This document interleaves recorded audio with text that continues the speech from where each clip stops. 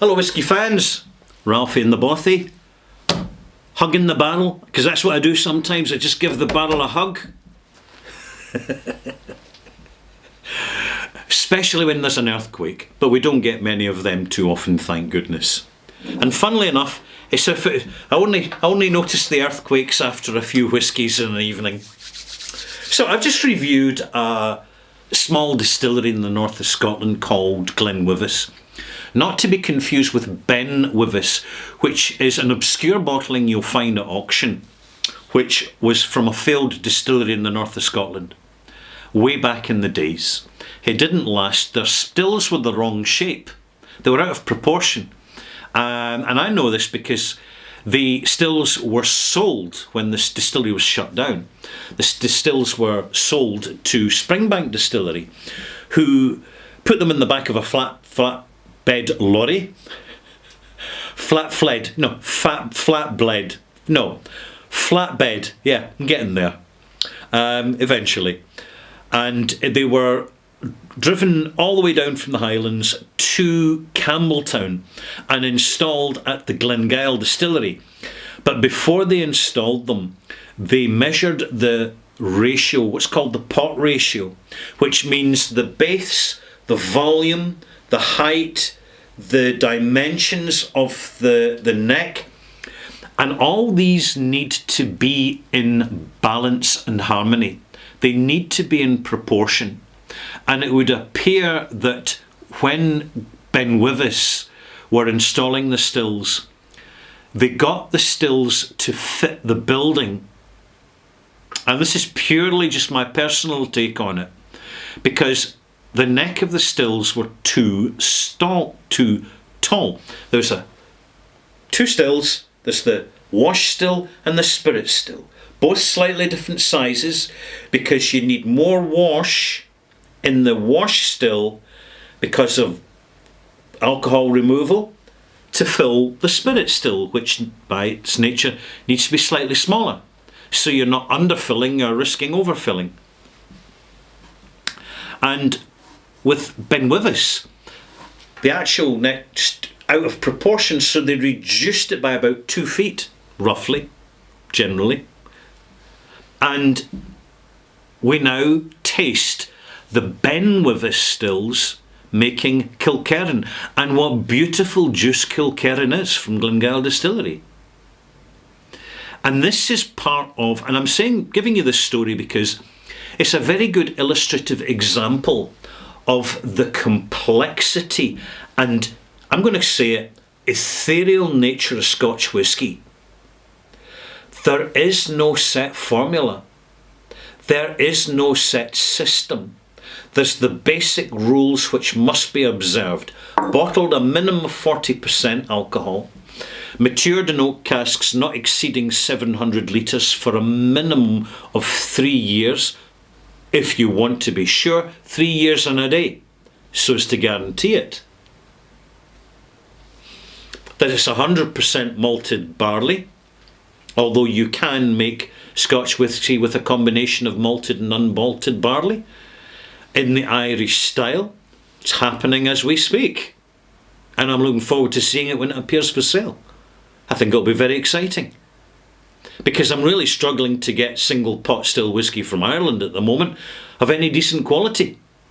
Why? Because decent quality is being made, but it's all selling in Ireland, so I can't get any. Doesn't make its way across the Irish Sea. So I'm going to have to improvise and make do. Not that I'm struggling, you understand, because the singularity of the single malt means that we can go through a whisky journey.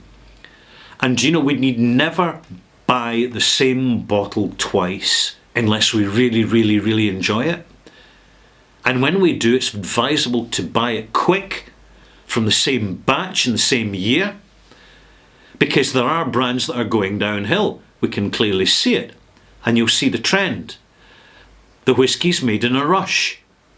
Fully automated, heavily chill filtered, caramel colourant, which is an industrial dye, factory produced industrial dye.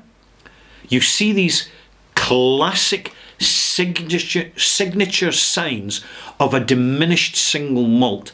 And the more the malt is diminished and sanitized to appeal to the passive consumer who is buying at travel retail and in the supermarket, the more we gravitate as genuine whiskey drinkers to the better stuff, because we're now in a process of transition where the better stuff is by default getting better because the standard stuff is becoming inferior, and we're really noticing the decreasing amount of cask engagement with matured standard whiskey. And there's a reason for that, because if you've got less whiskey in your flavour of your whiskey, there's less to be frightening and to put off people who are not particularly liking flavour because they are so super saturated with supermarket fodder, full of phosphates and oil-derived flavourings, sweeteners, and other stabilising, homogenising, brandising chemicals. Let me ask you a question here, and it's purely a speculative question for you to ponder. How much ill health in the modern world is coming directly from the modern corporate supermarket pushed food supply? It's just a question. Only a question. But I have another question. See the good whiskey, worth the premium, flavour invested, natural colour, unchill filtered, how can we get more out of that? And the answer is deceptively simple. We find ourselves getting into a bad routine with whiskey, particularly when we're in company, when we're drinking with others and savouring the moment and having the conversation. We get wrapped up in it and we drink a little bit quicker, and we're distracted from the quiet solitude and contemplation of the dram itself. Our conversation is less with the whiskey and more with the people around us talking about whiskey. It's a fact. This is amplified at whiskey festivals. And then we sit like obedient little lapdogs at the table in the chairs at master classes. And then we get delivered the script. Much of it is useful and meaningful and helpful. Some of it isn't. It's distractive, misdirectional. Be aware of that. And then we get to the stage as time goes on, and as we gain more experience, we discover something spontaneously. We discover that we need to set our own pace in enjoying whiskey to get so much more real-time engagement with the smell and taste of that whiskey. The more we do it, the more we learn, the better our palates become. The biggest single issue is not the quality of whiskey, but the majority, particularly of less experienced whiskey drinkers, drinking too fast, sipping too fast. Small drops, added water, minute in the glass for each year in the cask, all that's been attended to. But then, when we start to drink the whiskey, glass is done in an hour. This glass was poured 45 minutes ago. I'm getting the green apple. I'm getting slightly underripe pears. It's this bottle here. It's young, spirit driven, and it's still expressing itself after an hour in the glass. At which point, rather than waste our money, we'll have a nice simple whiskey just to wet our palate, to wet our whistle, so to speak, to condition our tongue, to condition our nose. This is where a bottle of Glenfiddich 12-year-old is just perfect. But if you want to have a step up, how about some Glen Scotia 12-year-old? It's just out. I'll be reviewing it later in the year. Here's the whiskey from this bottle that I poured yesterday. 24 hours ago, I added a drop of water. Is there still anything to get from this whiskey?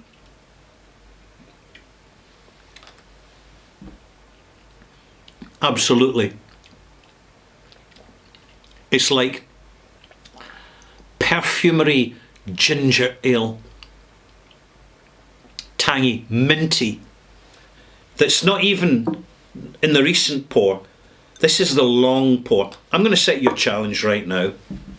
I know you don't do it, and you need to do it. That's why you watch this channel. See, when you next pour a glass of whiskey, pour 2 glasses. In the glass you've poured, add just a tiny drop of water, not a full soda spoon, just a tiny drop of water. Put the lid on it and leave it to the following day. Then pour a second glass, and this is the one you're going to spend time with. And see, when you get towards the end of it, don't finish the glass. Don't finish it. Put a lid in it while there's still a quarter of the whiskey left. And then come back the following evening and spend some time with them. And the array of flavours in your tongue will go from that size to that size. Particularly in the following day when you pour a third glass. The fresh one, the rested one, the longer rested one. Our palates pick up on extraordinary tiny details because of the power of the human brain. As a receptor instincts, smell and taste in particular, chemoreceptors. When you do this, you will amplify and accelerate your knowledge about whiskey. Guaranteed. Let me know how you get in the comments below. Bye-bye.